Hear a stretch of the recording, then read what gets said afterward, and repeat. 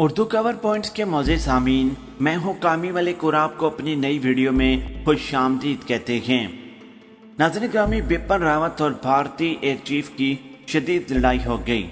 آج اردو کور پوائنٹس کے plate form پر ہم آپ کو آگاہ کرنے جا رہے ہیں کہ بپن راوت اور بھارتی ایئر چیف کے درمیان لڑائی کی کیا وجہ بنی، دونوں کون سی ذہنیت کے مالک ہیں اور اصل میں ان کے درمیان پہلے بھی لڑائی کس بات پر ہوتی رہی۔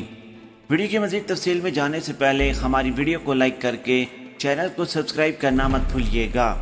نیز ہماری ویڈیو کو لائک کمنٹ کر کے سوشل میڈیا اکاؤنٹس پر شیئر کریں۔ ناظرین گرامی، آپ کو آگاہ کرتے چلیں کہ بپن راوت نے لائیو ٹی وی پر آ کر ایئر فورس کو ذلیل کر دیا۔ دونوں کی لڑائی کا پاکستان کو بے حد فائدہ ہے۔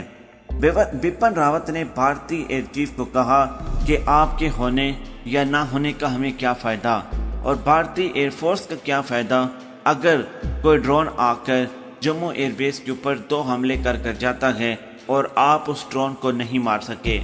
ناظرین گرامی، اصل میں بپن راوت اور بھارتی ایئر چیف دونوں الگ الگ ذہنیت کے مالک ہیں۔ بپن راوت ہمیشہ سرخیوں میں رہنے کے لیے اس قسم کی سٹیٹمنٹ دیتے ہیں کہ وہ ایک مکمل طور پر سختہ تاری کر دیتی ہے، اور بھارتی ایئر چیف ہمیشہ وہ بات کرتے ہیں جس میں پروف ہو، جو اتھینٹک بات ہو۔